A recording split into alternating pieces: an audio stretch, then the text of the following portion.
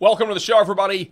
Thank you so much for being with us on this Friday. Hope you're having a great day and looking forward to a really good weekend. So, back on April the 21st, the state of Virginia had their referendum to redistrict their state and essentially give the Democrats an 11-1 or 10-1 advantage. And that plan has backfired in their face in a spectacular fashion only in a matter of 3 weeks. On April 21st, they had their little referendum. It was immediately challenged as unconstitutional. Then, a mere 8 days later, on April 29th, the Supreme Court decision came down saying the Voting Rights Act is unconstitutional, or a portion of it is, where you can't base your districts on racial gerrymandering. You just can't do it. And now it is May the 8th. So about 3 weeks from the Virginia referendum, and the South has responded in a big way. Tennessee, Louisiana, Florida, Mississippi's now in place, South Carolina, Alabama. And then today, the Virginia Supreme Court officially ruled that the Virginia process to get the referendum on the ballot was unconstitutional, and it means the old map where Republicans have, 4 or 5 seats is going to stand. This has backfired it's backfired spectacularly, but it's backfired. I guess I'm amazed at the speed at which it's backfired. I mean, it's been a historic 3 weeks, and now the midterms, which were not looking good for Republicans, and it still may not be great, but it's a lot better outcome. As a matter of fact, now, according to some people, the Republicans really only have to win 3 of the toss-ups to basically comfortably maintain their majority in the House. We're going to talk about this. We're going to talk about what that means. We're also going to talk about the Democrat reaction to this. Of course, they're crying racism. But one guy out of Louisiana, who apparently has a show, is lamenting the fact that the ancestors of the Confederates weren't genocided, that this is the problem. The reason we have what we have today, the news, the headlines about the South, the Southern scramble, trying to get the apportionment the way they want it, using the hard power that Republican voters have given Republican state legislatures. He's lamenting that the North really just should have taken care of the problem and basically not let Southern people reproduce for all of these years. We're going to talk about that much, much more. We've got the alien disclosures. We also we're going to kind of do a dive into old school Hollywood movies as well, compare then versus now. Happy Friday to everybody out there. The show starts right now.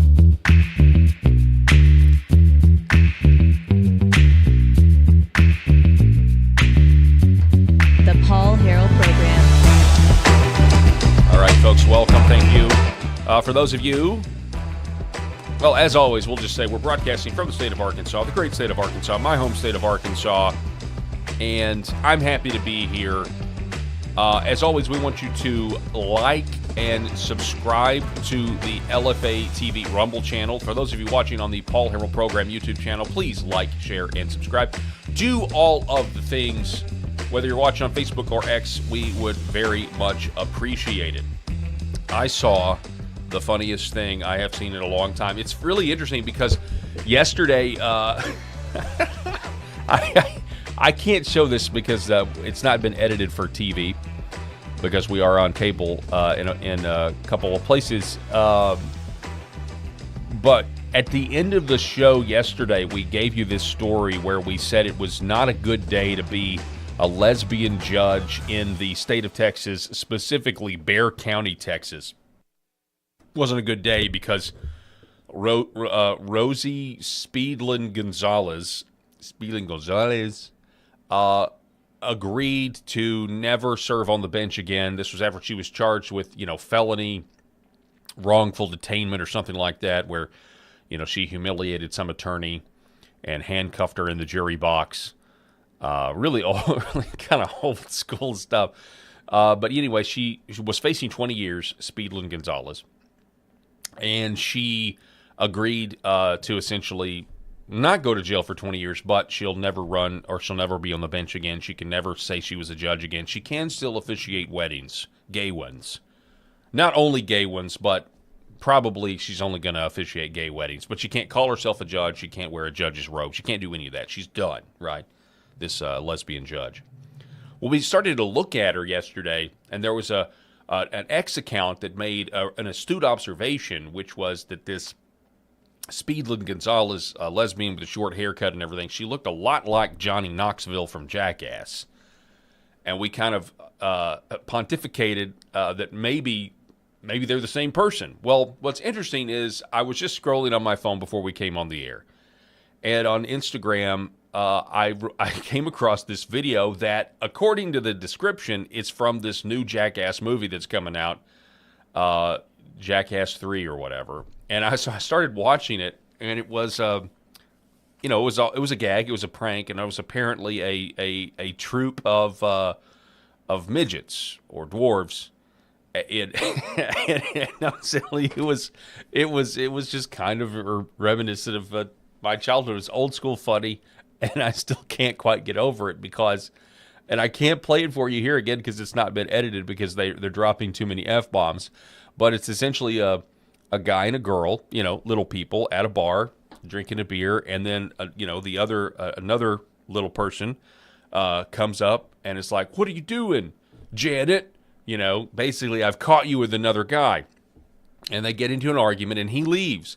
But then he comes back with a posse of still little people, and then they start to get in this bar fight, and they're doing this in front of a public bar, and normal height people are looking at it like, what in the world is going on? Well, so then the cops show up to break up the fight, but the cops are in their cop uniforms, but they're also dwarves. And it's just this huge rumble. And anyway, it was just so funny.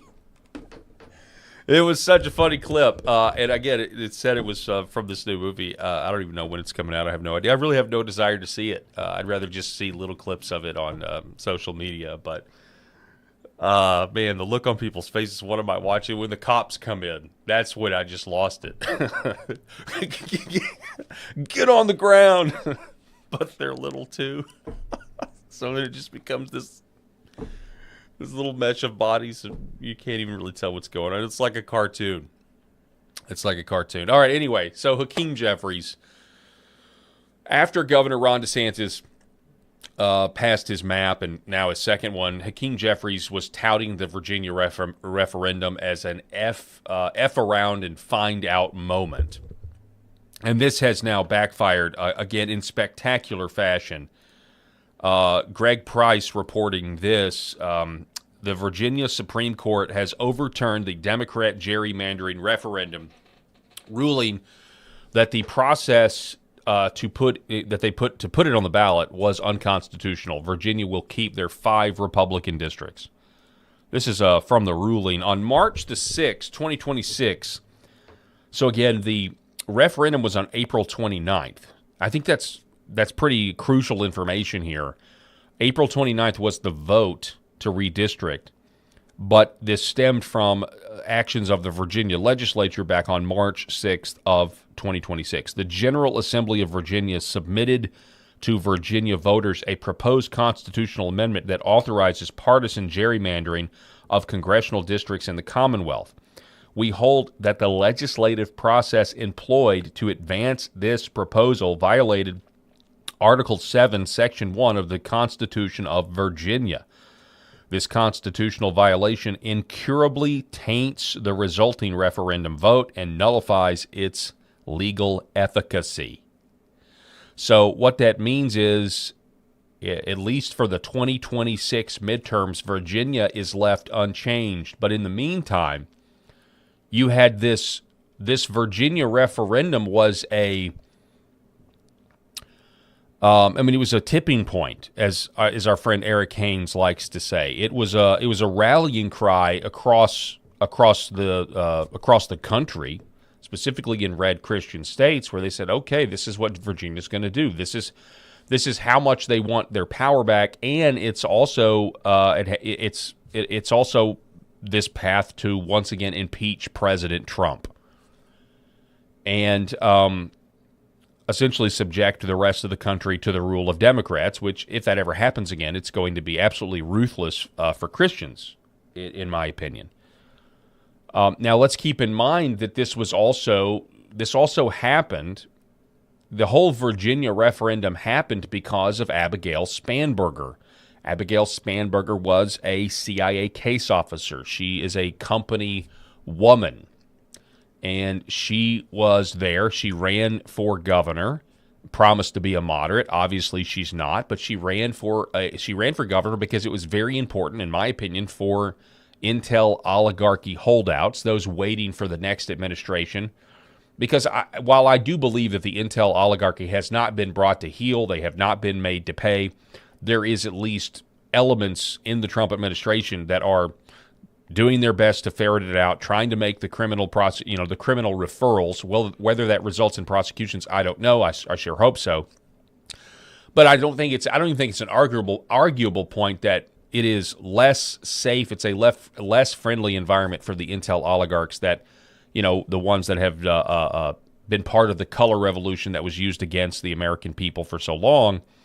There have been times when it's been better for them, right? So the CIA backing Spanberger, her going into Virginia, it was an attempt to establish like a beachhead to run maybe a safe haven for these intel spooks to go, while they wait out the Trump administration. And one of the ways to get rid of the Trump administration is impeachment, and you're not going to do that. You're not even going to have a chance of doing that in the Senate unless you take the House. And so Virginia does the referendum to try to redistrict, to try to do their part, to try to make it close.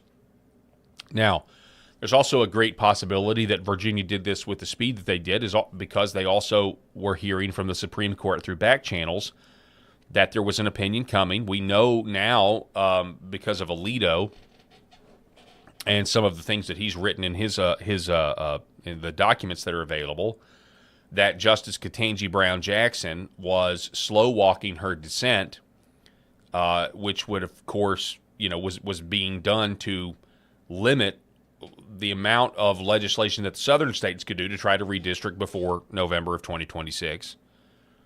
That technically, it for the most part, with Mississippi, their primaries had come and gone, but for the most part, that failed.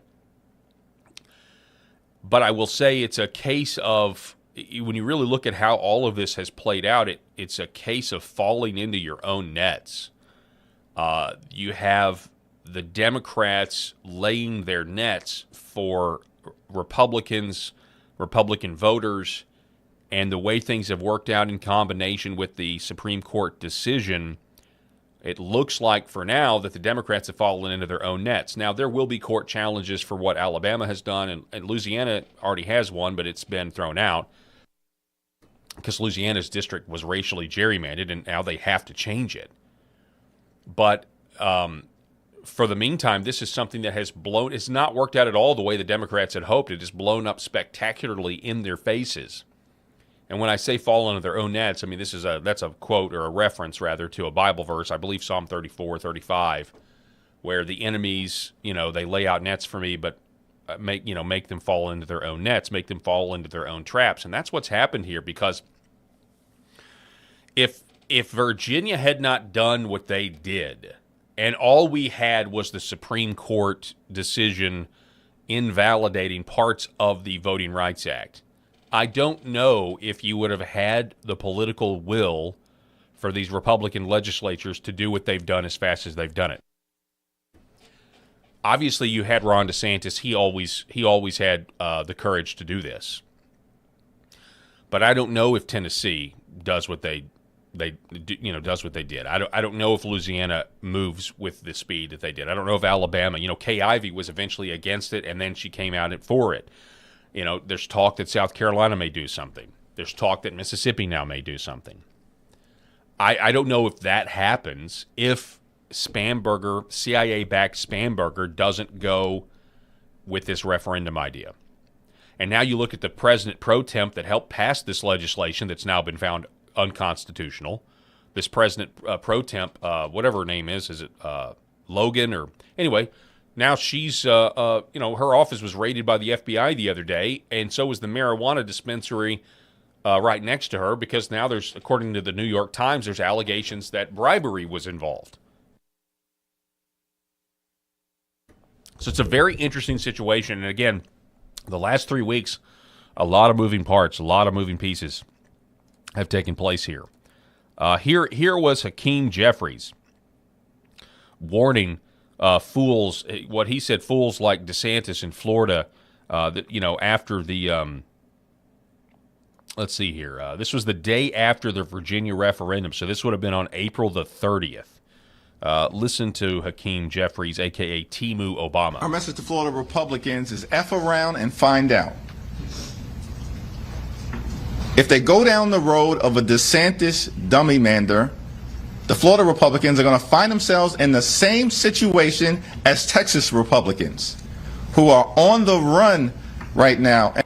Our message to Florida Republicans is F around and find out. So this man looks completely inept at this point. His conclusions are obviously false. They're not true. This is not how it worked out at all. Texas's map gets to stay. Florida's map is going to stay. This is a complete disaster for them. Utter disaster. Eric Daugherty writes, in striking down the Democrats' 10 Democrat, 1 Republican Virginia congressional map, the state Supreme Court rips Spanberger and her team of cheaters. Says this constitutional violation incurably taints the resulting referendum. We already wrote that part. It goes on, we hold that the legislative process employed to advance this proposal violated the Virginia Constitution. So Democrats have now failed in forcing Virginia into being represented by only 1 Republican and 10 Democrats in Congress. It is now back to 6D, 5 Republicans. And so now we were all wondering. I'm pretty sure when the Virginia, or when SCOTUS ruling came down about the Voting Rights Act, that's what we kind of were like, well, maybe this is why Donald Trump doesn't seem as concerned about the midterms as the rest of us are. As things are not going, they're not at an optimum level, right? There's this Strait of Hormuz, there's the war with Iran, or the conflict with Iran, or whatever people want to call it. Obviously, I don't support, don't support, getting involved, another war conflict in the Middle East. You look at the gas prices, things aren't going well. You combine that with the Epstein files, Pam Bondi, obviously good thing getting rid of Pam Bondi, but there's just a lot of stuff that makes this apparent fragile Republican coalition, we've talked about the infighting and everything else. And this whole time, it's like, many of us have been like, why? Like, this is not going to be good, because if the midterms happen and it looks as bad as it does, now you basically they're going to try to impeach Trump, and now he's this lame duck and not going to get anything done legislatively. Of course, right now with Congress, we have control, and we're not getting anything done legislatively either. But you can understand the urgency, I guess. You can understand why people out there are like, this is going to be a bloodbath. And yet now it's going to be it's a lot more reasonable, at least as it is right now, that Republicans may keep control of the House. It's not guaranteed. There are toss-up districts, but let's actually get into that. We've got some breakdown of that as well. But here's the Gateway Pundit. Before we do that, here's the Gateway Pundit. Pride goeth before the fall. Hakeem Jeffries' big mouth comes back to bite him after Virginia's 10-1 Democratic gerrymander gets nuked. House Minority Leader Hakeem Jeffries learned the hard way that it's a bad idea to shoot your mouth off before the process has concluded after Democrats suffered a devastating redistricting setback today. This is the latest devastating blow to radical Democrats' blatant attempt to rewrite Virginia's congressional map mid-decade and hand themselves a supermajority in the U.S. House by turning the state from a competitive 6-5 split into a laughably unfair 10 Democrats to 1 Republican slaughter. Virginia voters previously approved the state legislature and Governor Abigail Spanberger's wicked power grab in a narrow vote last month. The day after the vote, Jeffries strutted to the podium, we just saw it, to spike the football Our message to Florida Republicans, F around and find out. Yeah, that didn't work out. Didn't work out at all. The Virginia Supreme Court overturned. So this was in response to Greg Price. Orrin McIntyre says Republicans might actually win what would have been otherwise bleak midterms because they used power correctly. We've been talking about this for weeks now, and we talked about this yesterday. The Republicans in D.C. right now don't seem to be concerned at all about the Democrats taking power and their own voters having to live under Democrat rule again. They don't seem concerned at all because they won't end the filibuster and they won't pass the SAVE Act, which would make it easier for Republicans to win elections. And yet they don't seem to care about that, right? That is not necessarily the case with state legislatures. State legislatures have hard power, and this is one of the few things that they have a say in when it comes to apportionment, when it comes to what our districts look like and who actually is going to be more likely to go to the swamp to try to fight. And they did it. They looked at what Virginia did. They said, this is ridiculous. Then then we got this gift from the Supreme Court, and they acted and they used power appropriately. And this is exactly what the Democrats would do, obviously, with Virginia, but with all of these other issues as well. Republicans just never want to use hard power because they argue, well, if we do it, then the Democrats will do it, but the Democrats always do it. The Democrats will get rid of the filibuster if they get the chance this time. Here's Gavin Newsom. Gavin Newsom, he's upset. And he's saying this is like, massive corruption and it's a rigged system now. No vote in Tennessee, no vote in Florida, no vote in Missouri. Now, when he says no vote, he's talking about no Democrats.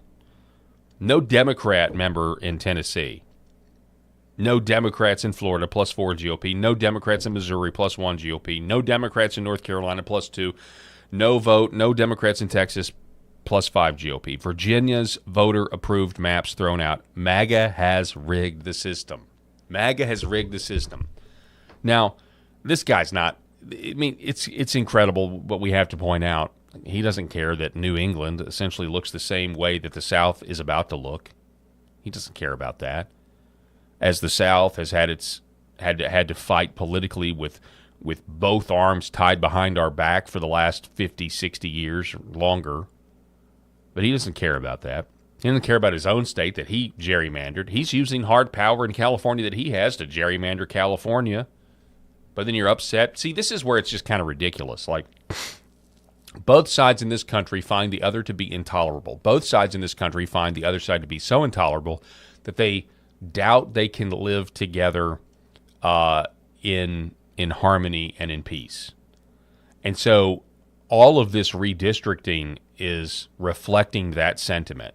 It's reflecting the sentiment that we can't even agree on the most basic ideas of what makes a country or reality, like men and women's sports or, that sort of thing. Like, you want me to talk tax policy with somebody across the table who believes that a man can change his gender, become a woman, and then has all the rights and entitlements of using women's restroom. Like, we're not going to see eye to eye on that. And so because of that, these Republicans are rightfully doing what the Democrats did in California, doing what Democrats do in blue states. They're sanctuary city policies, right? They've come to the belief that it doesn't matter what the law says. We just don't agree with the law, so we're going to create our own sanctuary cities, and we are going to stand up to the federal government and because we think that this is intolerable. Well, Republicans are doing the same thing, and the polarization that you now see in the apportionment maps is only reflecting the real polarization that's been present for a very, very long time. Both sides find the other to be intolerable, and they want to lessen the chances that we have to live under their ideas and power. And they're willing to do this within the system as kind of like a last gasp. Like, this redistricting is a good thing, in my opinion, because it is a positive step that keeps this thing from going kinetic, although the left has no problem going kinetic, as we've seen. They also have no problem funding people that will go violent and claiming that it's Republicans that do it. See the Southern Poverty Law Center. So, do I have a problem? Do I have a problem with what Virginia attempted to do? Yes, in that it means less Republicans from the state, the people are disenfranchised. But no, in terms of you got to win elections at the state legislature, and you lost the governor. You ran Winsome Sears, who I just don't think was a good candidate. And elections have consequences. And the argument was Republicans need to do the same thing, and now Republicans have done the same thing. This is the nature. This is the nature of politics, especially when both sides believe the other to be intolerable to live around and doubt that there is a resolution, where there's some bipartisan resolution. No, it's going to be, well, what are the basic things?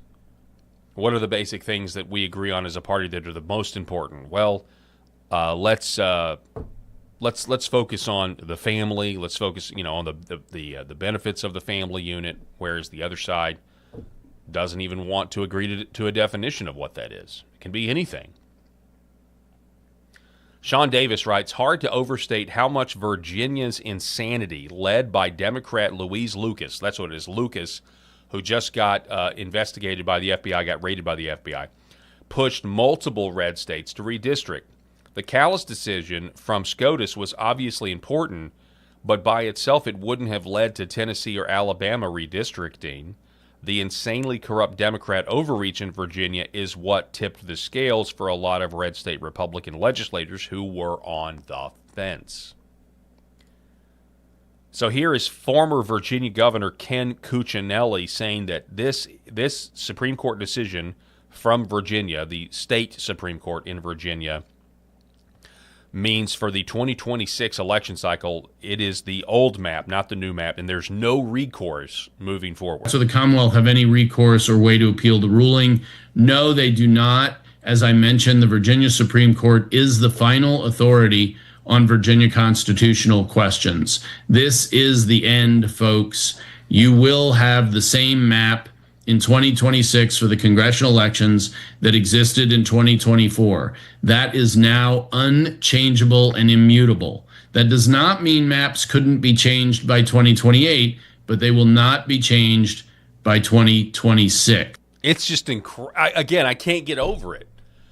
In 3 weeks' time, in 3 weeks, it's totally different maps.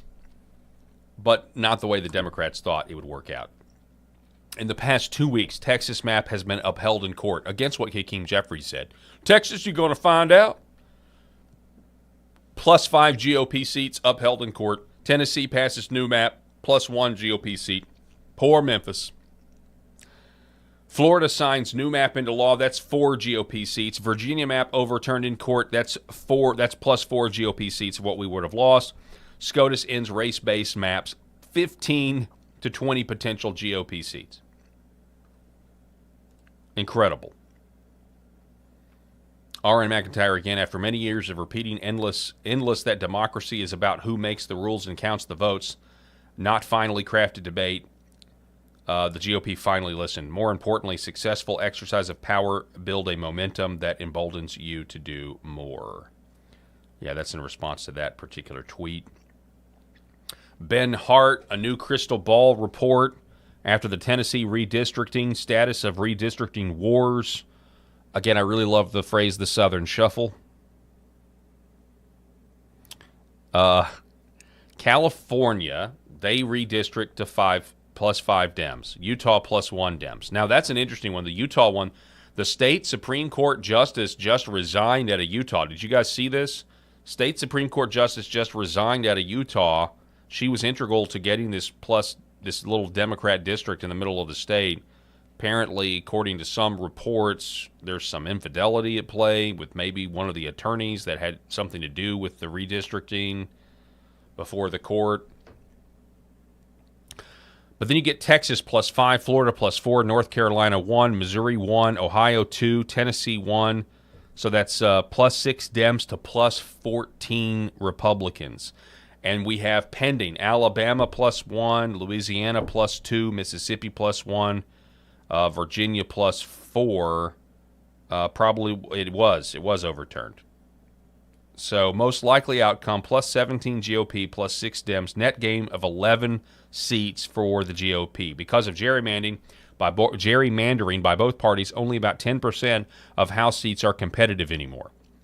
So it's beginning to look like game, set, match for the GOP in both the House and the Senate, and we have not yet factored in the impact of removing 3.5 million illegal immigrants from the USA and what impact that may have on elections, with millions more to be deported or exit from the USA on their own before 2028. Not to mention the fact that you need to put ICE in front of all these polling places in Democrat cities, and that certainly needs to happen to make sure that illegals don't show up and vote. So the new Crystal Ball 2026 House ratings after Tennessee redistricting looks like Democrats 212 minus 1, Republicans 208 plus 1, toss-ups are 15. Tennessee 09, blue, safe D. Okay, so yeah. Anyway, it still could go the Democrats' way, but I think that things are looking a lot better because the toss-ups are. I've seen another analysis than this one, but it's a lot more doable, is what I'm saying. Especially if for some reason we can focus on domestic things, get this Strait of Hormuz thing solved. Although I'm not really sure how that's going to happen at this point. I have no idea. Rich Barris says that SCOTUS saved Republicans from their own stupidity and greed in Virginia, meaning they didn't spend enough money in Virginia. The Dem mat relies on racial gerrymandering. SCOTUS gave them an out. They can argue to legislators. Justice Alito saves the country again. Wow. Big deal. Now we're going to talk about Memphis again. Memphis is upset. You're going to get rid of the Democrat. You're getting rid of our one Democrat, Steve Cohen, Mr. Fried Chicken himself. I saw somebody lamenting about that. How dare it? Well, maybe if Memphis could get its own act together and not be a city that's a national embarrassment and not send legislators to D.C. that do fried chicken stunts in committee, people might be, the state of Tennessee as a whole might be more comfortable with the idea of Memphis getting a say in who goes to D.C. But until Memphis can solve their own problems and quit voting for more and more corruption and mismanagement and bad ideas, the state of Tennessee is not going to take Memphis seriously. And that's fundamentally what this is. Tennessee is saying we don't really take Memphis seriously, because why would we want to take government advice from anybody in Memphis in this area when their city is deteriorating before the country's eyes?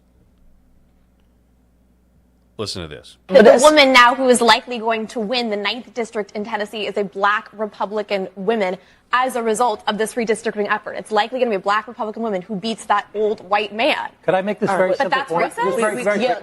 We're going to come back. It actually is. We're going to take a quick break, and then Tesla and Congressman, I'm going to have you both respond. I don't know I don't know the political affiliations of this blonde lady right here, but look at her face.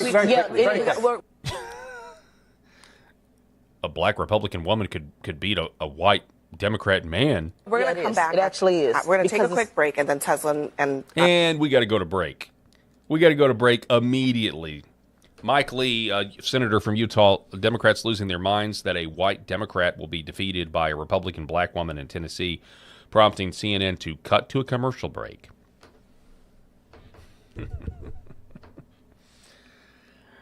Tim Pool coming in from the ropes.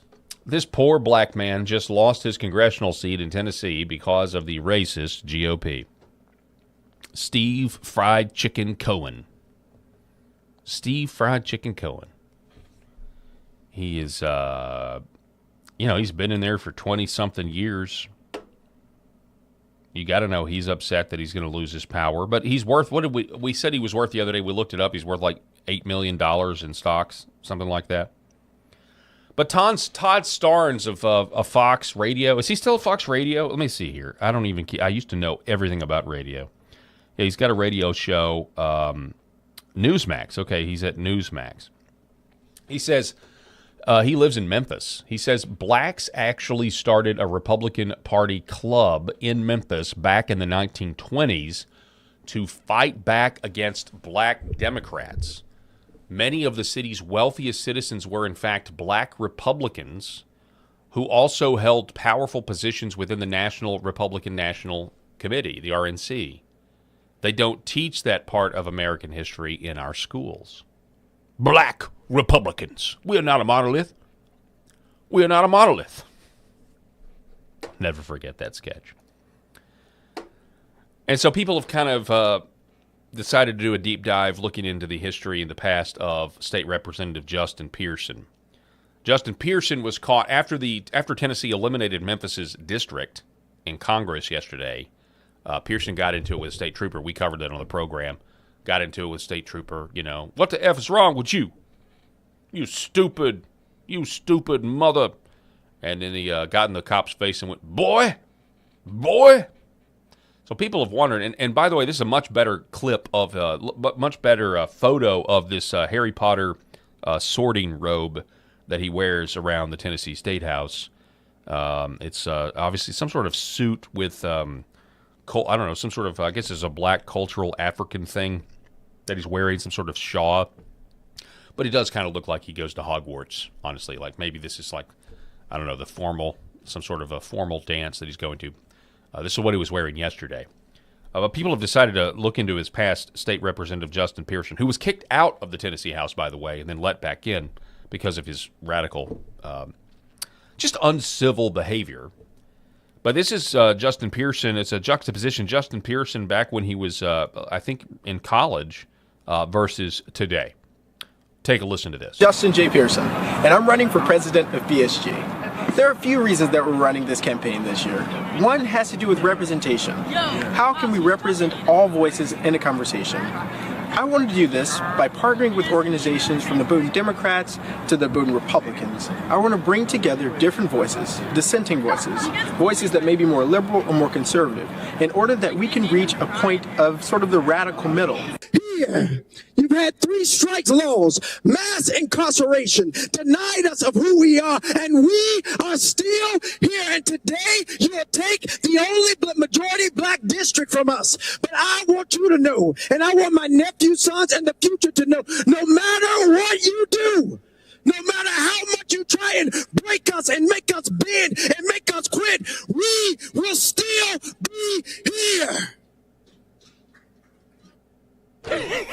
Okay. Justin J. Pearson. I guess, Mr. Clerk, turn the machine on. Let's tally up the vote.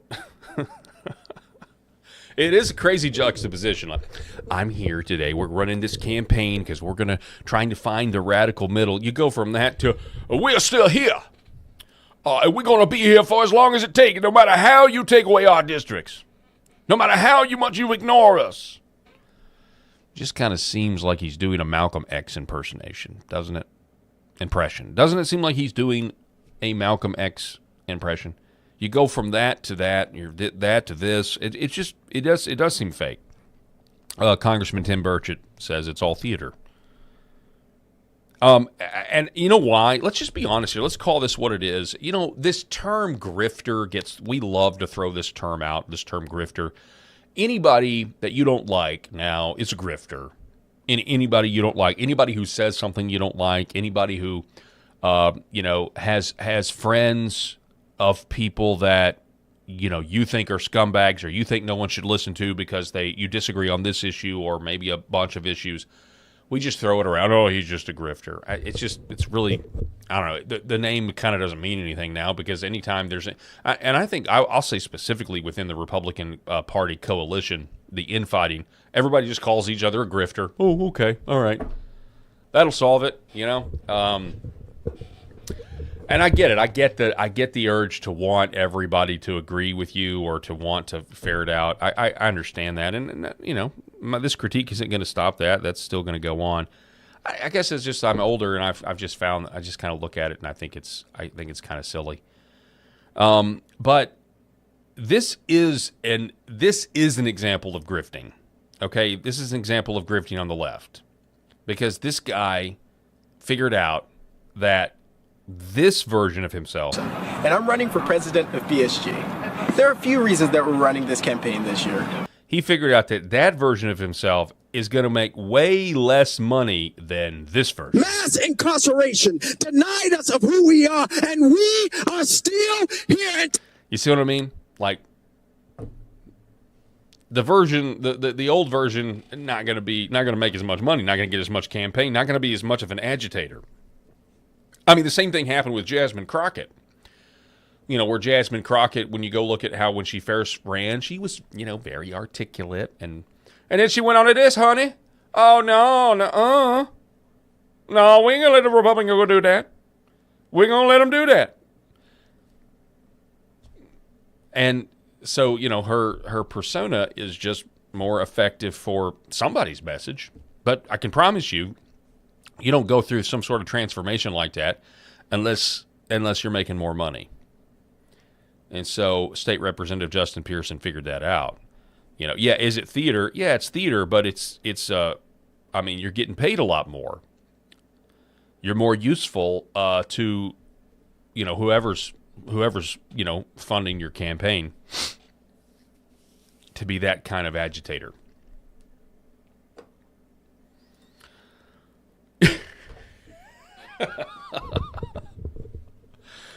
Yeah, so people, that's pretty funny.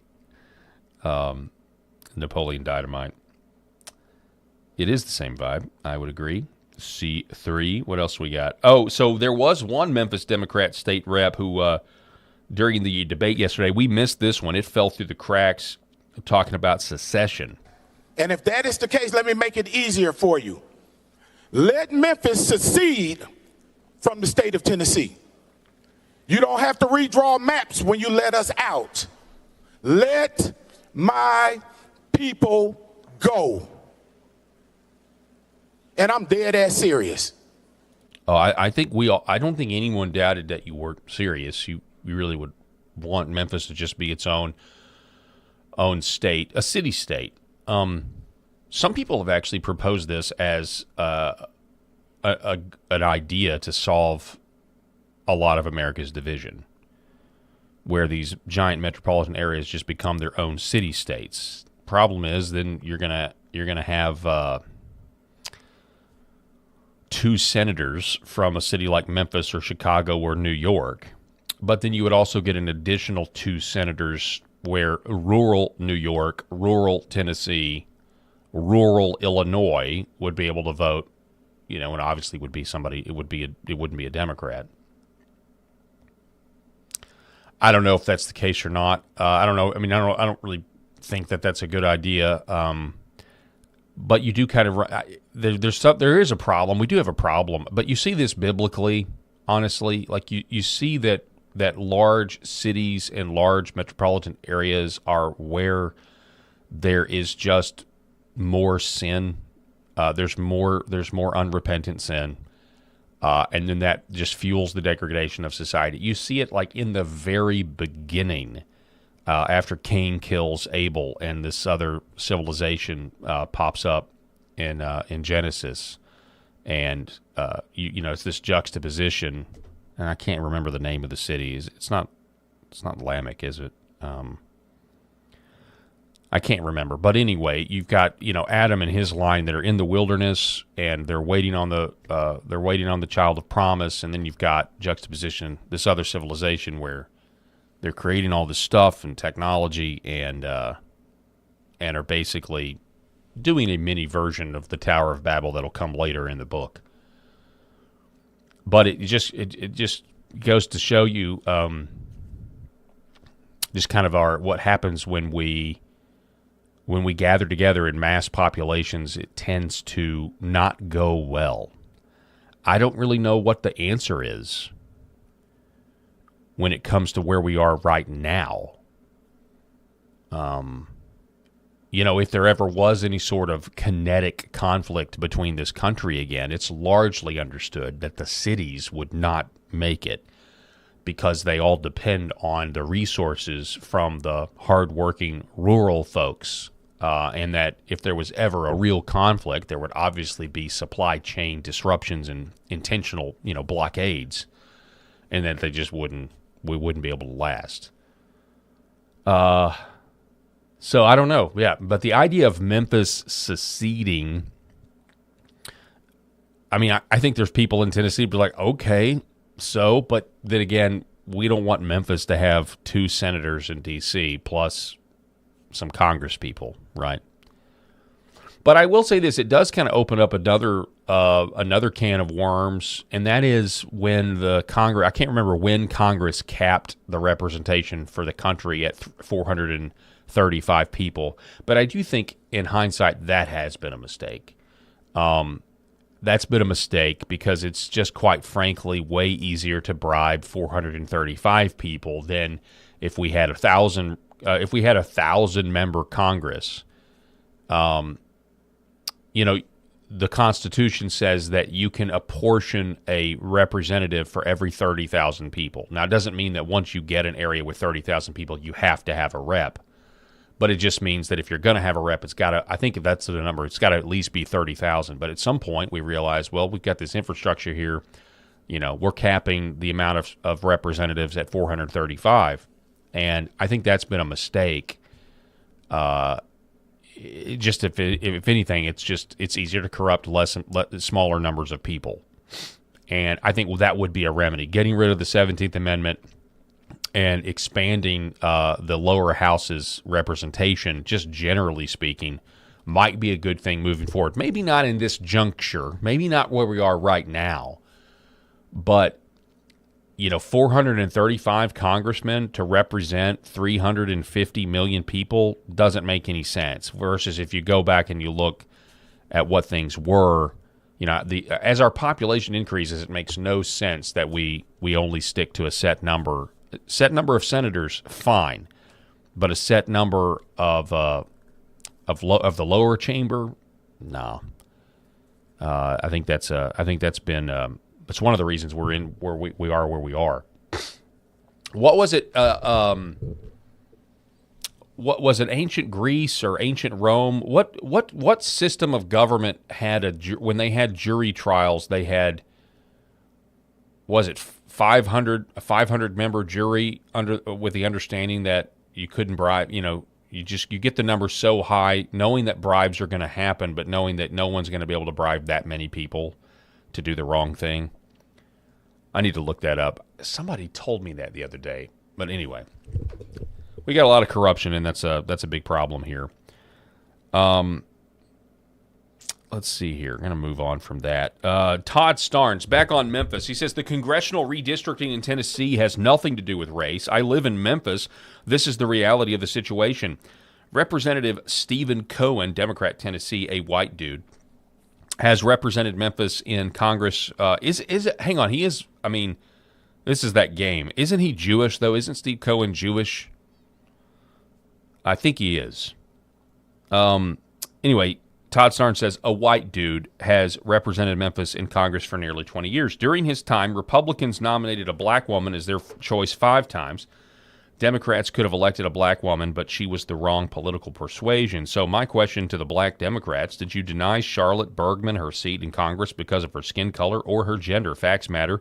Memphis Democrats loathe black Republicans more than they do white Republicans. Yeesh.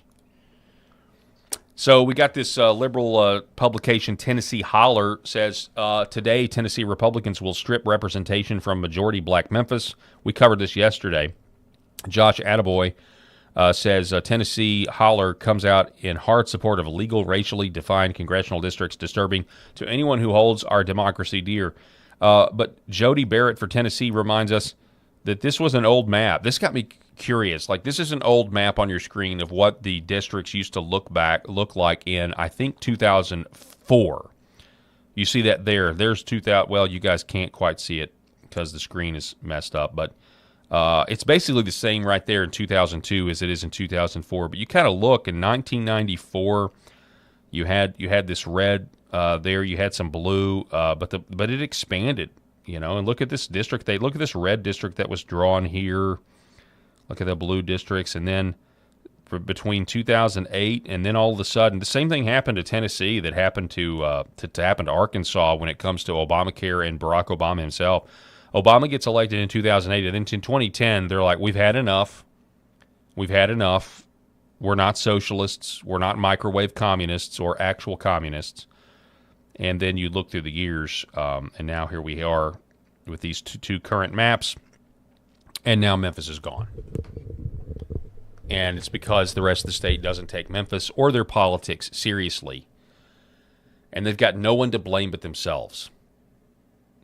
Now, this brings me to this guy. I've never heard of a guy. There's a guy by the name of Austin McNamara. Austin McNamara, when you look at his X profile, he says he's been on CNN, he's been on NBC, Aftermath, Wired. He's based out of Louisiana. He's a content creator. Apparently, he's got a show. But he is not, being in Louisiana, he's not a fan of this. He's not a fan of what Louisiana is about to do to their 2 districts. And so he says this. Now, this gives you a lens with which to view the leftist mindset. Austin McNamara, quote, allowing the Confederates and their lineage to survive was a mistake.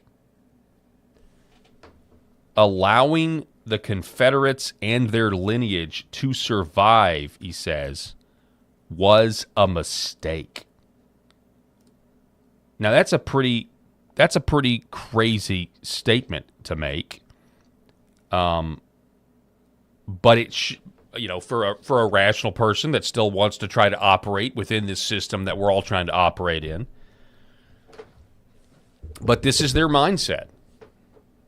This is the mindset of someone who believes they have the moral high ground on all the issues, to the point of wishing that a previous generation had genocided the South and not allowed Southern Americans to reproduce.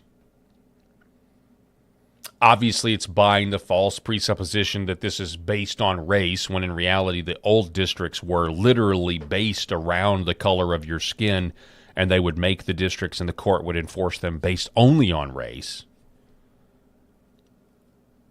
And, of course, the comments here are pretty amazing. Southern Zoomer. You can always leave the South if you don't like it. Blue Tick says, guys with zero control over their environment will act out in rage and fantasize about violence. Does this look like a man that bends the world to his will? No, it doesn't.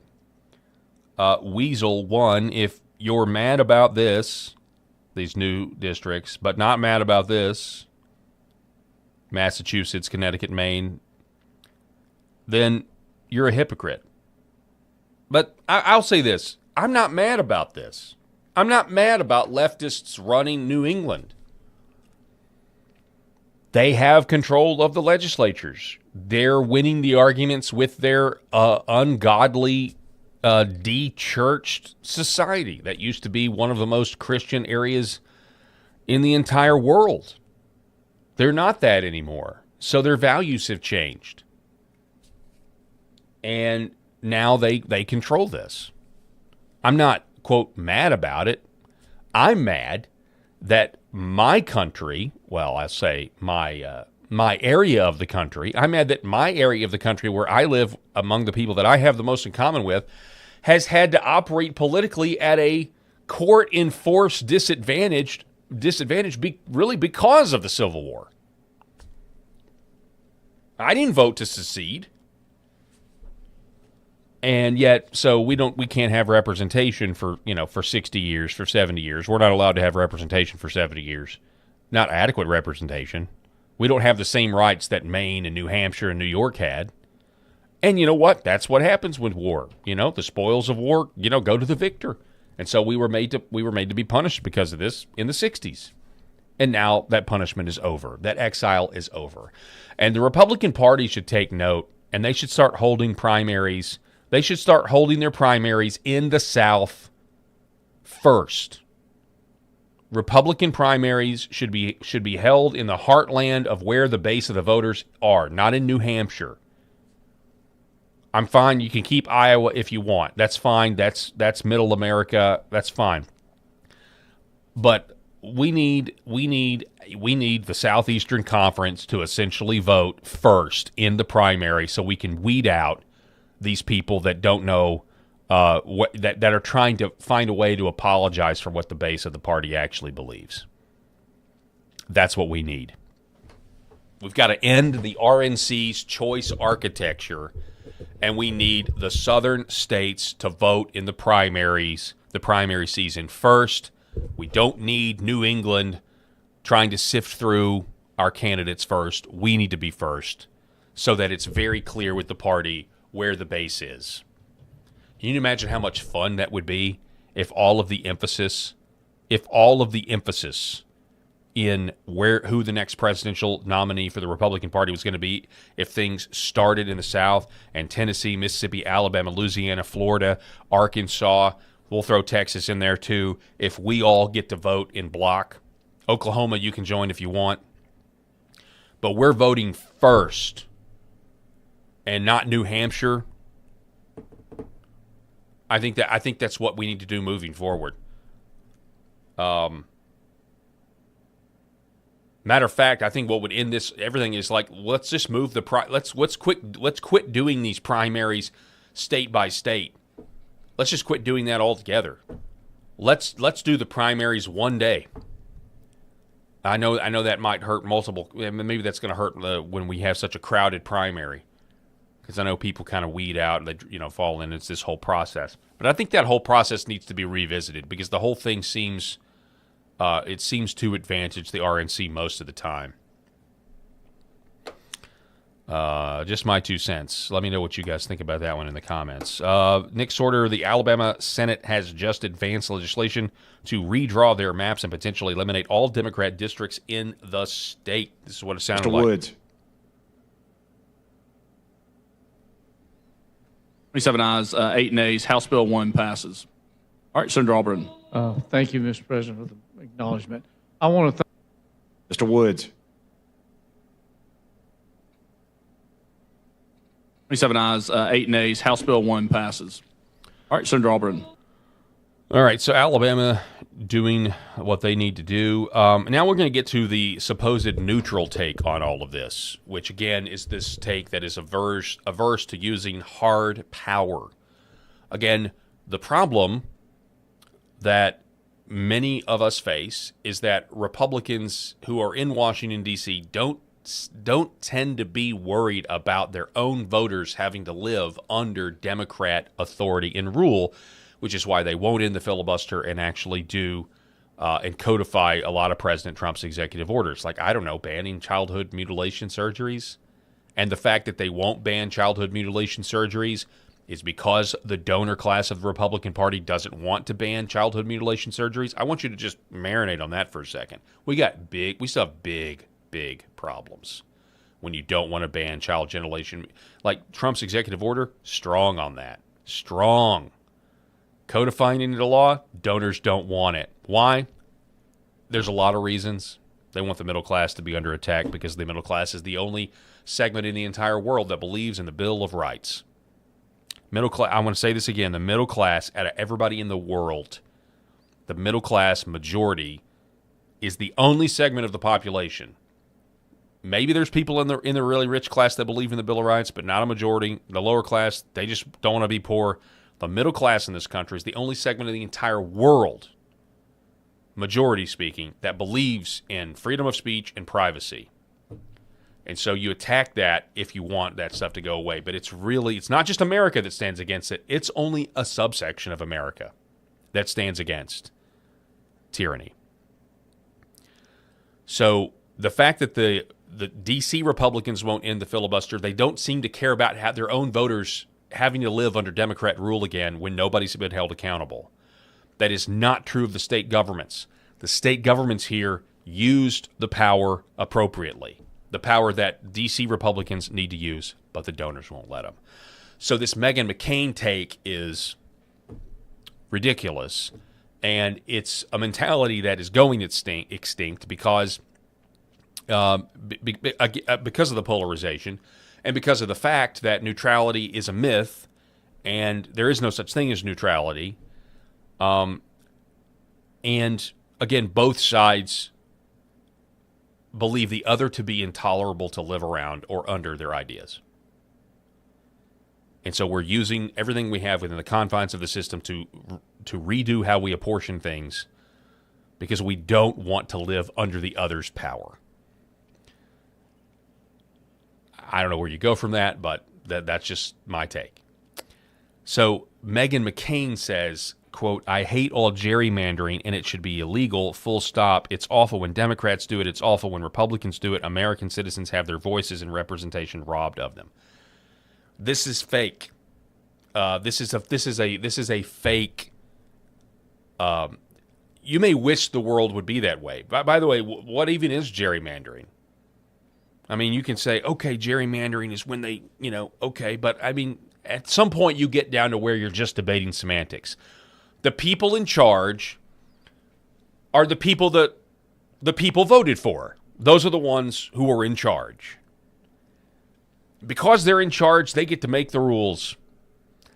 This is part of the republic aspect of the democratic republic, is that we don't just have direct democracy. We have a process. And we use the democratic vote, if you can trust it, to put our leaders. And then once they're in charge, they make the rules.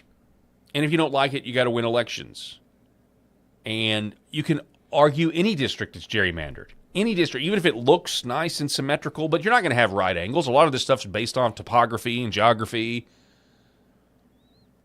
But Meghan McCain is living in, the 1990s. This is the politics of the 1990s, where politics wasn't like life and death and didn't. And when I say life and death, I mean that literally.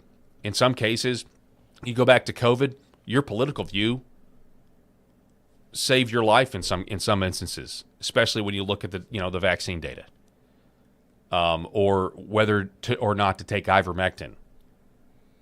Well, Trump said it, so it's got to be terrible. Actually, ivermectin saved my dad's life. My politics literally saved one of my family members' life when we had to smuggle in ivermectin to a hospital when they were trying to give him remdesivir.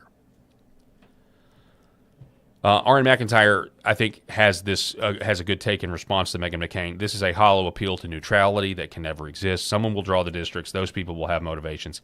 It can be your motivations or the enemy's motivations, but there is no platonic form of voting rights. This is exactly right. He's exactly right there. In the meantime, you've got Republican Representative Don Bacon from Nebraska. Is he from Nebraska? I can't remember where Don Bacon is from. Does it say it in here? Hang on a second. Now I've got to know. Don Bacon, Nebraska. We're due to go to break here, but I'm just on a roll this Friday. Yeah, Nebraska. So Don Bacon is out there, saying that there's this. Basically stumping for the great replacement. Listen. Now, I think we have very good schools when it comes to engineering, math, all the things that you need to produce a high-performing stuff. But I would just also submit to you, and this is a critique of my party, and some parts of my party, they have become hostile to immigration. And the world's best want to come here. And we should find ways to bring in the world's best that help us with quantum computing, you name it, all the things that we need out there. So right now, if we don't have immigration, our birth rate is 1.7. Your best. Losers always whine about their best. Yeah, the thing is, Don, I mean, even if we wanted to have this 1990s, mid-2000s era mentality anymore, like if we wanted to even have this debate, we got to acknowledge that we haven't been getting the best. Maybe even recognize who those people are. They're not the best, and deport them.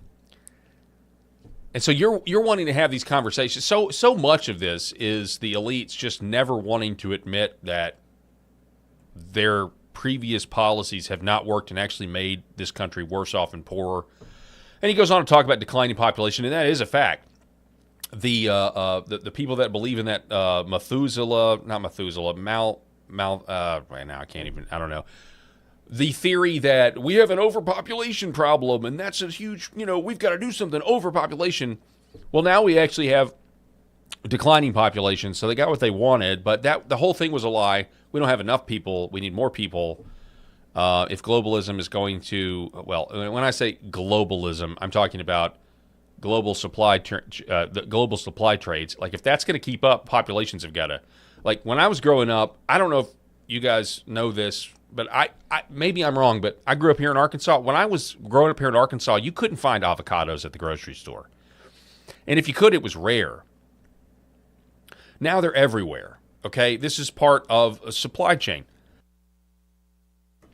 Stuff like this is not going to, and there's really, really good data out there that our current level of understanding of how, goods get to market and everything is not going to last if populations continue to decline. There's just not going to be enough people to get you what you want when you want it.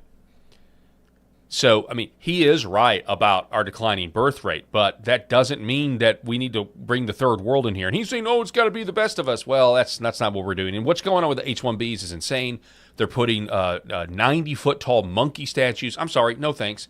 90-foot-tall pagan god monkey statues in Denton, Texas. So you look around and it's like, what war did we lose? The American, we've lost a war. Our country's completely different. And this kind of goes back to what we talked about yesterday with Neil Gorsuch talking about how we're a creedal nation, which is just not true. How we weren't founded on a religion, which is not true. And it goes hand in glove with this mentality. And he's right. Within the Republican coalition, there is this debate, and it's a healthy one, and it needs to continue. Because the idea that anybody can come here and be an American is just patently not true. We don't have magic soil that makes you believe in individual liberty and responsibility, and we don't just have magic soil that does that. Obviously, we know we have a system the Democrats and Republicans have exploited. Where people get here and then use the system, use the derivatives of. Use the benefits that are the derivatives of the great men that came before us against the civilization. It's insane. It's suicidal.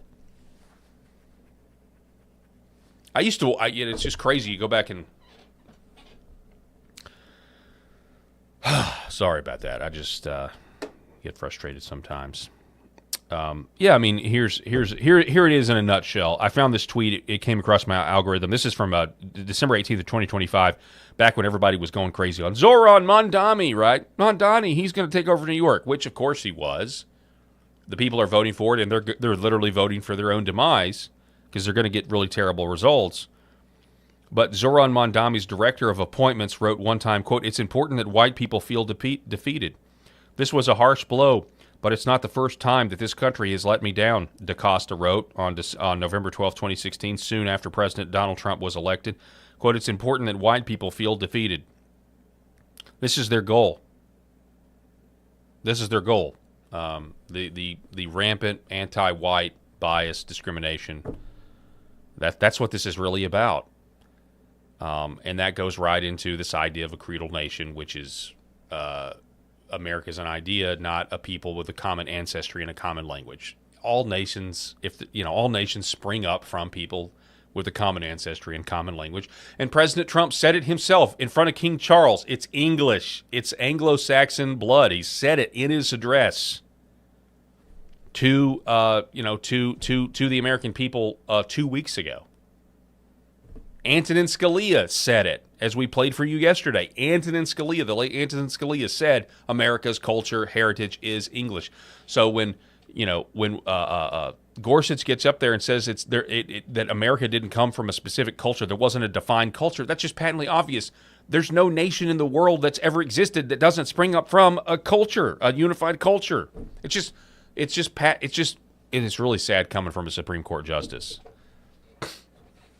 It is. It's really, really sad coming from a Supreme Court justice. All right, so I've said all I wanted to say on that, and so now it is time for a break. We've been on air for an hour and 11 minutes. I've got another 49 minutes or so left here in the broadcast, broadcasting on the Paul Harrell Program YouTube channel. Make sure you like and share and subscribe to that. We're trying to grow the channel. Also on LFA TV on Rumble. Make sure that if you haven't, if you're on LFA TV, make sure that you subscribe to that channel on Rumble. And just do all the things wherever you're watching, Facebook, X, wherever. Please do all the things. We're going to take a quick commercial break. Don't go anywhere.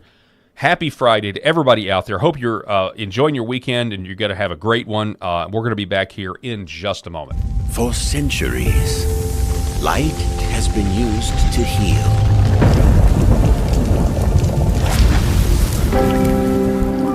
Awaken the body with Red 5.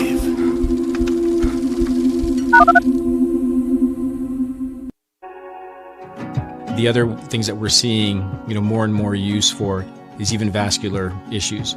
So one of the mechanisms that red light, near-infrared light, or Red 5 works is stimulation of the mitochondria and stimulation of nitric oxide production. So when nitric oxide is released in cells, it vasodilates cells. It reduces inflammation. It moves blood. It brings blood flow to areas. So folks that have issues with ulcers or burns or wounds, it can help stimulate increased blood supply, and you need blood to heal. So that can open up different avenues for peripheral artery disease, for neuropathic pain syndromes. And so that's one of the other areas for nerve injury or nerve pain that we can leverage this type of medicine. My name is John, and this is my beautiful wife, Lori, and this is our Star Wars Ewok. His name is Scout, and we have Scout for about 11 years now, and we started noticing about 3 years ago he started slowing down. He was unable to jump on the bed. He was kind of a little bit grumpier, and when my daughters, Macy and Mariah, would take him on walks, he would walk for about 30 yards, and then he'd lay down, and they'd carry him the rest of the way. So I heard about Pet Club 24/7 and about the products from a gentleman that I really trust and share a friendship with. And he mentioned to me that they have products that are going to help him with his arthritis, help him build his immune system. And I said, okay, no problem. Let's try them out. And I kid you guys not, within about 2 to 3 days, we started noticing a little difference. And then we took Scout on a walk probably about a week after we started using the products, the mush puppies, and he would walk the entire way. He would walk at least a mile, and it's just been completely amazing. He's a new dog. He's 11 years old, which is around 80 years in dog years, and he's just happy. He's more energetic. He's not the grumpy old man he used to be, and we're just so thankful. And it was perfect timing because we lost our boxer Yankee about 1.5 years ago, and it was really hard on us. So I'm so thankful for Pet Club 24/7 for the products that they offer. Imagine if you could have your best friend around one more day or one more week or even one more year. I'm so blessed and thankful that we were able to find this company and find these products for Scout. So thank you guys. Give it a shot. We appreciate you. God bless everyone. Behind every precious life, there was a choice. Behind every family moment, behind every special memory, there was a choice. A life of joy. A life that is beautifully and wonderfully made. At 7 Weeks Coffee, we are funding the pro-life movement, one cup at a time. Will you let your coffee serve a greater purpose?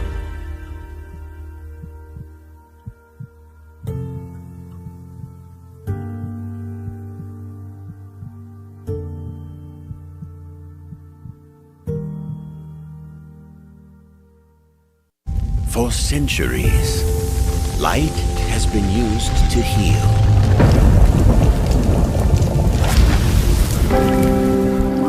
Awaken the body with Red 5.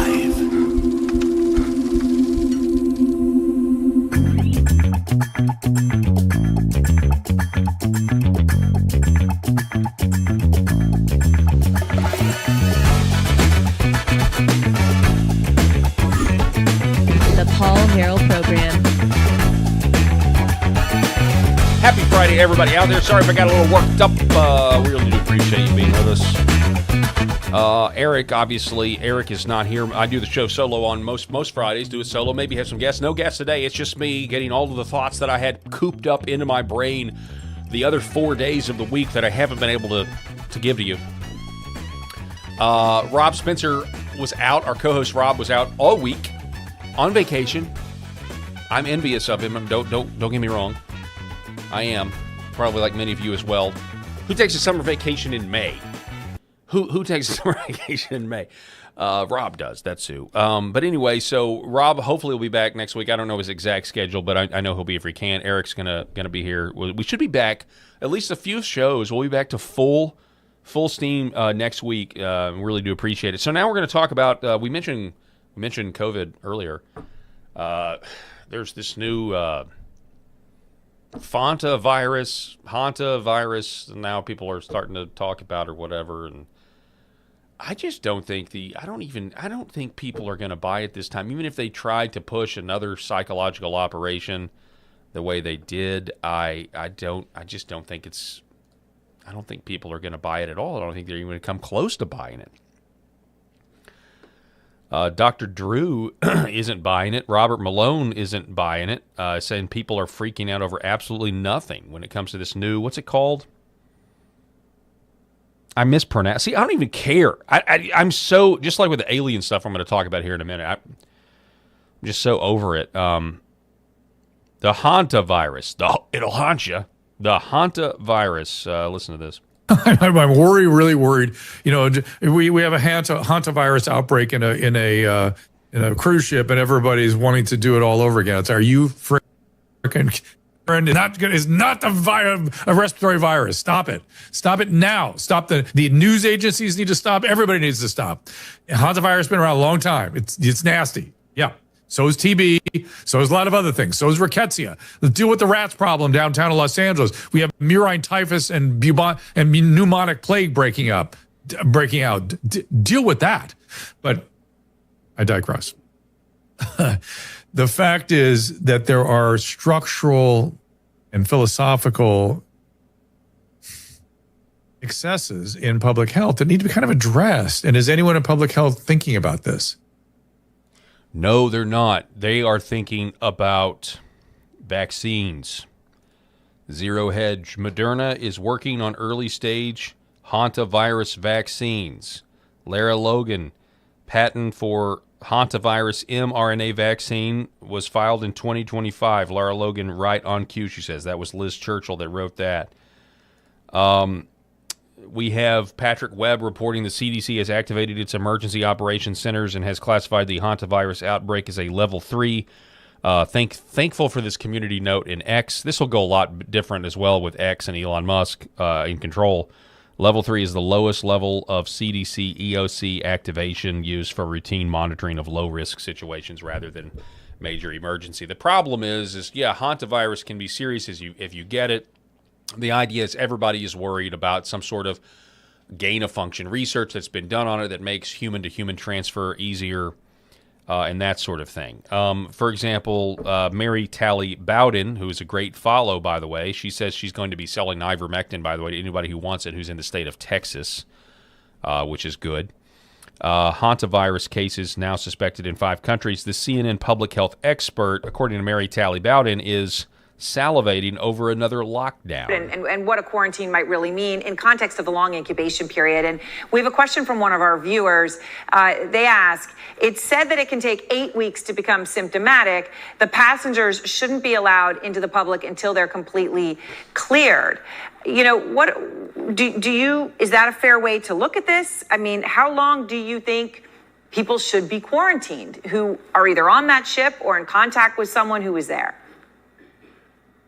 Yeah, I mean, this is the big challenge with this virus, the long incubation period. And now we have people scattered really around the globe that are being properly tracked, isolated, quarantined, and get it under control. But what they did was they quarantined and isolated people for 40 days because of the long incubation period. So unfortunately, this is a key factor in us trying to figure out how do we keep people safe? How do we prevent further spread? I mean, what we're all tracking right now is that potential secondary spread. And then how do we minimize those who are infected from infecting others? I'm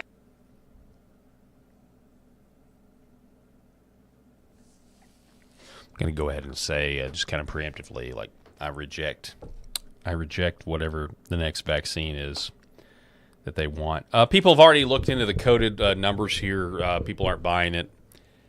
They don't like it. I'm right there with them. I'm not one of these guys that rejects the conspiracy theories and the numerology that people put up there and the significance of 33. Wall Street Journal, the 33-day Atlantic Odyssey that turned into a hantavirus nightmare. I see stuff like this and I think, okay, yeah, to me, I think signals are real. Signals like this and signals like 8647. The Patriot Voice want to know what's absolutely bat excrement insane. Hantavirus is listed as a reported possible adverse event after getting the Pfizer COVID jab. No, that is insane if that's true. Hantavirus pulmonary infection. That's nuts, dude. That is crazy. Also, people have looked into this. Apparently, in 2024, 323 vials containing the deadly virus. Some of them, including hantavirus. 323 vials containing deadly viruses. Some of that was Hanta. Now, I want to stress that there have been no public health incidents linked to these materials. So we have no evidence so far of any event occurring as a result of the loss or the destruction of these materials.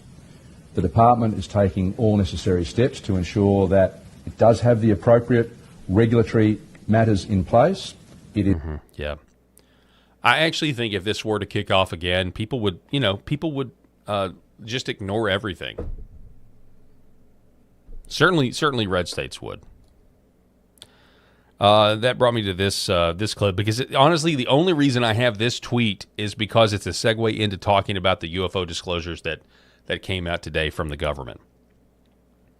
Lizzie on X, I stole this pic from the top secret meeting I was invited to for church leaders to prepare everyone for Bible-changing revelations of aliens from the Mormon star planet Kolob. It's all totally real, so everyone please freak out. Nobody stay calm. They are real, and they have come to help. Bill Gates, hantavirus vaccine, Anthony Fauci. Should have had some data centers in there as well. I'm now getting to the point where I think these data centers that we all have to build are somehow contingent on alien disclosure and technology.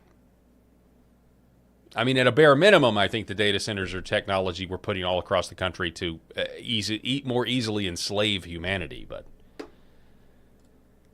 so here's some of the disclosures here. MJ Truth, I finished watching all the available UAP videos that were released this morning. This is what one of them looks like. This was in the files that the government disclosed. People are, let's see, Erkaminos up here says this looks like Ezekiel's wheel within a wheel. So people are already, kind of looking at the Bible and actually saying, hey, well, the Bible could explain this. I don't know how the Bible, I'm not going to say how the Bible would, but I don't know of anything otherworldly, interdimensional, spiritual that would also leave a contrail. It does appear to be leaving some sort of contrail in the back as well. So I don't know, guys, but this was it. It was weird because everybody was talking about, hey, the UFO files are coming, and everybody, all these politicians, it's interdimensional beings. Which, by the way, I think we're going to be able to categorize whatever it is with biblical categories. The Bible has categories for what the Lord created. But I just think it's interesting. I literally get on my X this morning, and everybody's showing me the moon landing. It was turned into see, we really did land on the moon, and everybody was trying to take victory laps, and I'm like, wait a second. Come on now. I mean, but anyway, there was this, and there's more to come apparently. But you can go watch the show we did on the hysteria surrounding this and the secret pastors meeting and everything else, and then the mainstream media saying that the revelations were going to change the Bible. No, how's it going to change the Bible? No, it's not going to change the Bible, ladies and gentlemen. That's not going to happen. So Jay Dyer reposted something that he posted back in 2016 from Arthur C. Clarke and NASA and the Brookings Institute, admitting, he says, that the alien psyop is put out there to destroy Christianity.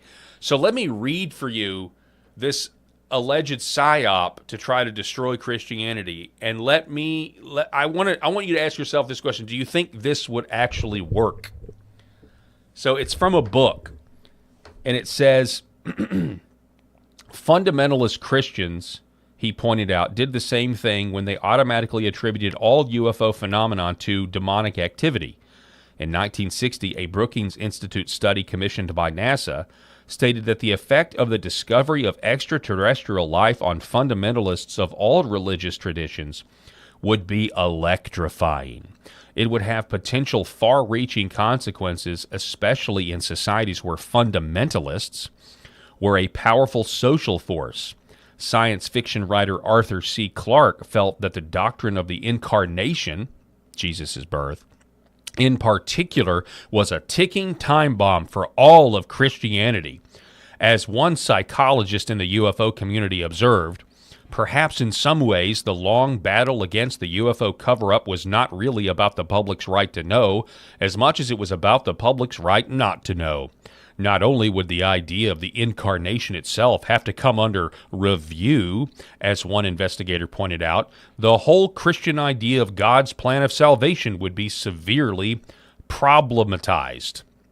The Christian religion would be particularly compromised by the discovery of extraterrestrial life, since it makes so much of the incarnation as a historical event of knowledge of the good news of Jesus Christ, passion, ascension, and atonement as the basis of salvation. It would either have to maintain that the incarnation and crucifixion of the Son of God has occurred in innumerable worlds, or embark on a vigorous missionary campaign of broadcasting the good news throughout the universe. The latter would be a vain effort, for the distant galaxies are receding from us faster than the speed of light and could never be contacted, so their inhabitants presumably would be eternally damned, a fact surely irreconcilable with any idea of divine providence. So, I read that a couple of days ago and thought, they think an alien disclosure, whether you call it extraterrestrial men on Mars or interdimensional, which the interdimensional is like a gift. It's like, oh, okay, so you're talking about spiritual entities that are acting on our dimension. But even if they are corporeal on other planets, we can still categorize it as spiritual. I mean, there's biblical accounts, depending on what your interpretation of Genesis chapter 6 is. There's an app for that. We've got an answer for that. So, I mean, it's crazy to me. It really showed you, to me, honestly, it's really sad. It showed you how little these people who think they've studied Christianity and rejected it, it shows you how little they actually know about what it is they're rejecting. It's like they only have knowledge of Christians in some sort of abstract, like they don't actually know anything about what it is we believe and how they just think, well, like what Obama think. Well, they just got their guns and their Bibles. They don't actually think that. No, actually, Christians are studious, and they've read their Bibles, and they think through tough questions, and they pursue the mysteries of God and how He reveals Himself to us through His Holy Spirit, through the Scriptures, through His Word. But we can say that, and I guess they don't. Well, there's actually Scripture to explain that. But I actually wrote, reading this, I'm struck by how illiterate Clarke is to Christianity. It's as if they only know about Christianity in the abstract. And I think they do, and it really shows you the arrogance that they actually even haven't fully investigated what it is they've rejected. But then Joyless Fox writes, "For the word of the cross is foolishness to those who are perishing, but to us who are being saved, it is the power of God." So there you go. If you're blind in your sin, or I would say what Scripture says, you're dead in your sin, how are you going to notice the holy unless somebody first makes you alive? So yeah, there's that. We've got I don't know. Where am I going to go next? I think now I'm going to start it. I think I'm going to start it now. So anyway, on the alien thing, let me wrap a bow around the alien thing. As I said the other day, we're all going to be fine. These revelations are going to continue to come out. There's even talk that they actually have bodies, that photos of bodies, more craft. How much of the craft is our technological advancements and that sort of thing. But I'll just say this: somebody answer me a couple of questions. Let me go. James T. Kirk, Star Trek V. What does God need with a starship? Let me start. Let me just start there. If we have all this advanced technology, how is there a conflict in the Middle East that's making our lives more difficult? That's my first question. Now, the answer to that could be we don't really have it in any sort of mass production, or all these other countries have this technology too, and there's some sort of advanced technological mutually assured destruction that's already out there, or there's governing bodies. There's already a global government and we don't even know it. I mean, there's all kinds of places you can go. But that'd be my first question. If we have all this amazing technology, how come the Strait of Hormuz is making me pay $4 a gallon of gas in Arkansas? Okay. But number two, in terms of the government disclosures, I'll reiterate my other question. Why are we living in a world where the government is suddenly disclosing to us knowledge of aliens or interdimensional beings? Which is, by the way, the conspiracy theory to rule all conspiracy theories. It's kind of like the very first one. But we're also being told by the same government that there's nobody else to arrest or investigate when it comes to who Jeffrey Epstein trafficked kids to. The government doesn't want to tell us about that conspiracy because it might implicate too many powerful people. But they're going to tell us about aliens, which I don't even think it's an arguable point, would implicate, well, maybe some of the same people in a Venn diagram. Maybe all the child molesters are actually aliens, which would mean that they're demons. Wouldn't be a shocker there. But you see, those are my two questions. Anyway, so take that with a grain of salt. Take it all with a grain of salt, folks, on this Friday. So the other day, I happened upon a tweet that I thought was a pretty interesting tweet. So we're going to have a little fun here today. Oh, I'm sorry. Look what I've been doing this whole thing without. So the other day I happened upon a tweet, and it was a post by a guy by the name of David Green, aka, if you follow him over on X, at GreenMan6, and it was a fascinating post to me.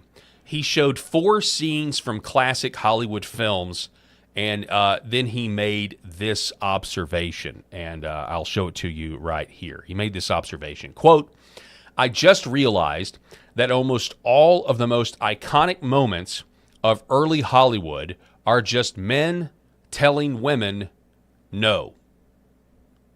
You see the you may not recognize some of them. Obviously, you've got to recognize Gone with the Wind, Casablanca, Citizen Kane is bottom left, and then the Maltese Falcon is the bottom right image there. Isn't that fascinating? That old Hollywood films told women no. Again, almost all of the most iconic moments of early Hollywood are just men telling women no. So I saw that, and honestly, the second I read it, I knew it was true, because once you really think about it, old Hollywood emphasized what? What did old Hollywood emphasize? Male headship and masculinity. That's what they emphasized. And they weren't afraid to tell stories that reflect a baseline reality of life. And you know what that is? It's the self-evident truth that men, good men, know how to exercise restraint, duty, sacrifice, self-control, moral limits. Back in the day, the hero wasn't usually the person chasing fulfillment like it is today. The hero back in the day was often the person denying himself something he desperately wanted. He would say, no, I can't have it. I've got to do what's right. And that's radically different, ladies and gentlemen, from modern storytelling. Modern movies are often built around existential rebellion. The message now is break free, reject expectations, follow your truth, escape responsibility. And you know what? If you really want to know like what most like captures that, like modern movies in the last, I don't know how old Frozen is, 15 years, but it's Frozen. Look at Frozen. Disney's Frozen for kids. The emotional centerpiece of the entire movie is what? Let it go. Let it go. A song about abandoning restraint, fleeing responsibility, and embracing unchecked self-expression, and the audience is taught to celebrate it. Or, you want to go live action? And there's plenty of examples here, but forgive me, it was just May 4th, May the 4th be with you, earlier this week. You can look at Star Wars, specifically The Last Jedi, which was a terrible movie written by a man by the name of Rian Johnson, who I don't even understand how he has a career left. It was so bad. They took Luke Skywalker, a character whose entire identity was built around hope, sacrifice, discipline, and faith, and turned him into a bitter old man who throws away his lightsaber and then abandons the whole concept of being a Jedi in the Jedi Order. So that would have been unthinkable in the classic Hollywood, movie-making business, because older storytelling traditions often treated civilization as fragile and dependent, again, on good men doing the right thing, even though they didn't want to. So older storytelling traditions, they treated civilization as fragile, and that civilization depended on men of moral character to do the right thing when it mattered most. Meaning mattered. Duty mattered. Self-denial mattered. And once you notice that difference, these old films stand out as very conspicuous. Telling a woman no, telling a hysterical, manipulative woman no, it hits so much different in 2026 today because it's unthinkable according to modern standards. The most famous ending in Hollywood history. What is it? The most famous ending in Hollywood history. Well, frankly, my dear, I don't give a damn. You guys remember this? Red! You go.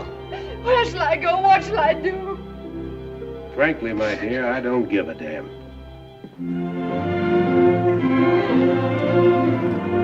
Like a boss. I mean, honestly, that is arguably like the first... That's like the first mic drop moment, if you think about it. Right there. The first mic drop moment. Frankly, I don't give a damn. That's the most famous, arguably one of the most famous lines in Hollywood history. Rhett Butler finally walking away from Scarlett after years of obsession, manipulation, chaos, drama, and the defining moment is rejection of the woman. Not reconciliation, not affirmation. Rhett is done. And you know what? The audience, they remembered this. They remembered this line for almost a century, and we're remembering it right now. We're remembering it right now today. Then, back to that tweet by Mr. Green, then you can move to the movie Casablanca. And again, same pattern. You have Humphrey Bogart, who loves the lady. She loves, is it Ingrid Bergman, I think? Humphrey Bogart loves her. She loves him. The audience obviously wants them together. But what's the iconic scene? It's him refusing her. Matter of fact, we have that clip for you as well. Let's take a listen. Because you're getting on that plane. I don't understand. What about you? I'm staying here with him till the plane gets safely away. No, Richard, no. What has happened to you? Last night we said a great many things. You said I was to do the thinking for both of us. Well, I've done a lot of it since then. It all adds up to one thing. You're getting on that plane with Victor where you belong. But, Richard, no, Now, you've got to listen to me. You have any idea what you'd have to look forward to if you stayed here? 9 chances out of 10, we'd both wind up at a concentration camp. Isn't that true, Louis? I'm afraid Major Strasser would insist. You're saying this only to make me go. I'm saying it because it's true. Inside of us, we both know you belong with Victor. You're part of his work, the thing that keeps him going. If that plane leaves the ground and you're not with him, you'll regret it. Maybe not today, maybe not tomorrow, but soon and for the rest of your life. But what about us? He goes on to say that we'll always have Paris, but then he says this. I would never leave you. And you never will. But I've got a job to do, too. Where I'm going, you can't follow. What I've got to do, you can't be any part of.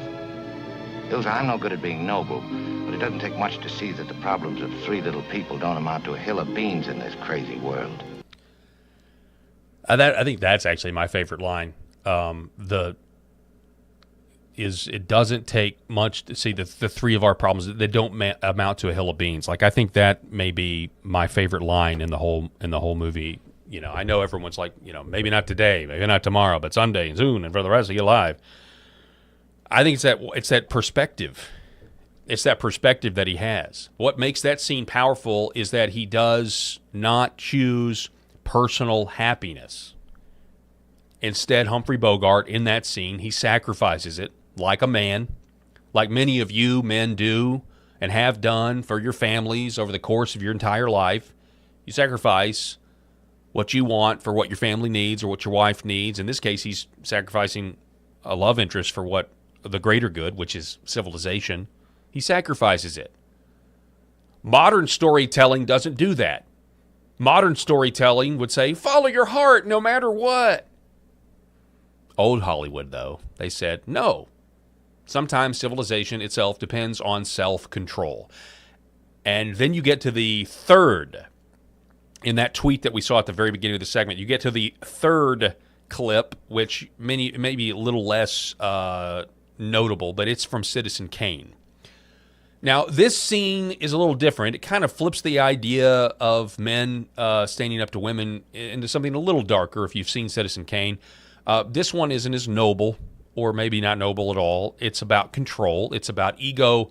And you've got the man here, the character here, he's refusing to let a woman do what she wants, which in this case is stop singing opera and having to read bad reviews. Because his identity depends on controlling the narrative. Okay, so we're going to play this clip next from Citizen Kane. Tell me what you think about this. This is telling the hysterical woman no for sure. You're awful funny, aren't you? Well, I can tell you one thing you're not going to keep on being funny about, and that's my singing. I'm through. I never wanted to in the first place. You'll continue with your singing, Susan. I don't propose to have myself made ridiculous. You don't propose to have yourself made ridiculous. What about me? I'm the one that's got to do the singing. I'm the one that gets the raspberries. Why don't you let me alone? My reasons satisfy me, Susan. You seem unable to understand them. I will not tell them to you again. My reasons satisfy me, Susan. You seem unable to understand them, and I will not tell them to you again. So that's quite the line. They don't make them like they used to, folks. Imagine what you just heard there in a modern day movie. The only way that movie gets made today is if the man winds up tortured to death in some excruciating agony at the hands of the oppressed woman who wanted to quit. Like, this is the only way they'd even put something like that on screen today, is if the man met some terrible, untimely, imprison the guy in an attic and don't let him starve to death or something. The scene is fascinating, though, because Kane isn't sacrificing himself. He's sacrificing her. He can't admit failure. He can't accept reality. And the audience is supposed to understand that back in the day. An obsession with control destroys both of the characters. This is what filmmaking used to be. Not anymore. Then you get to the Maltese Falcon, the dark crime dramas of the 1940s. The Maltese Falcon or Maltese Falcon. Those films might be the purest form of this entire idea because those heroes constantly deny themselves emotionally in the name of a moral code, even when they don't want to. So here is the last clip from the tweet from the Maltese Falcon. I can provide a little more context here after this, but basically, she killed his partner. He now knows it, and she's trying to pull one over on him. Oh, sweetheart, it wasn't only that. I'd have come back to you sooner or later. From the very first instant I saw you, I knew. Well, if you get a good break, you'll be out of Tehachapi in 20 years, and you can come back to me then. I hope they don't hang you, Precious, for that sweet neck. You're not. Yes, Angel, I'm going to send you over. The chances are you'll get off with life. That means if you're a good girl, you'll be out in 20 years. I'll be waiting for you. If they hang you, I'll always remember you. Don't say that even in fun. Oh, I was frightened for a minute.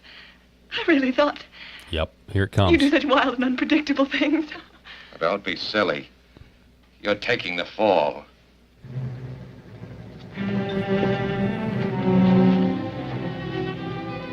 You've been playing with me. Just pretending you cared to trap me like this. You didn't care at all. You don't love me. I won't play the sap for you. Oh, you know it's not like that. You can't say that. You never played square with me for half an hour at a stretch since I've known you. You know down deep in your heart that in spite of anything I've done, I love you. I don't care who loves who. I won't play the sap for you. I won't walk in Thursby's, and I don't know how many other footsteps. You killed Miles, and you're going over for it. Here's a man who is interested in her. And, you know, if you see the movie, you know, he likes her. But he realizes, I'm not playing the sap so that you can get away with murder.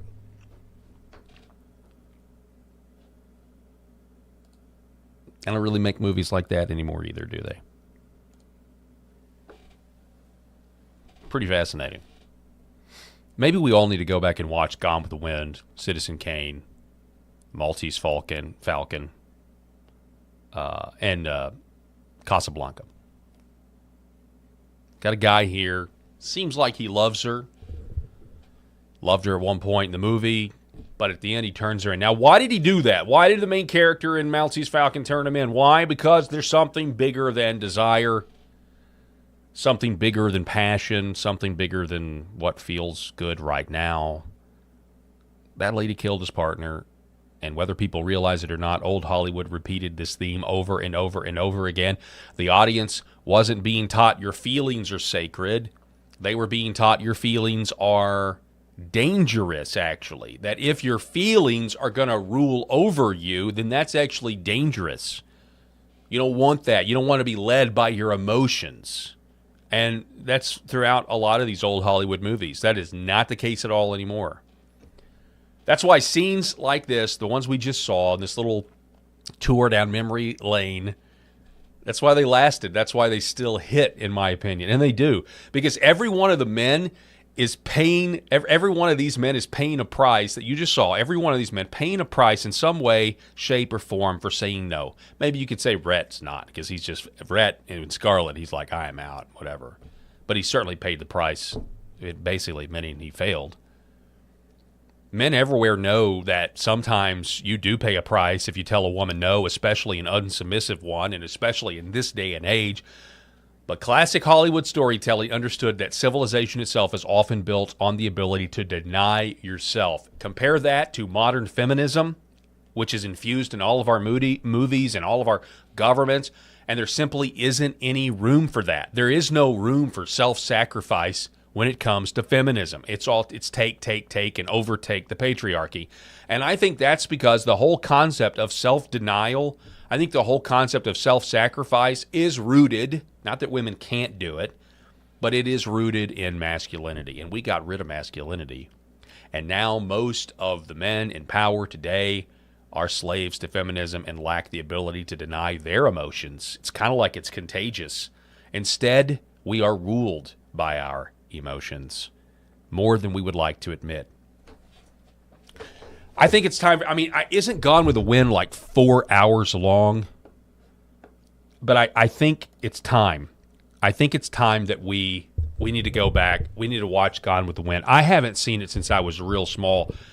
And I honestly probably never actually watched all 4 hours. I mean, I know there's an intermission, but I remember my older sister got really into Gone with the Wind. It was one of those things like, oh, I don't want to watch this, but you watch it, you kind of figure out what's going on. But yeah, well, frankly, my dear, I don't give a damn. It's just these iconic moments. David Green is onto something here. I saw this and I immediately knew I had to do a segment on it, breaking it down. Almost all of the most iconic moments of early Hollywood are just men telling women no. You could write a book about this.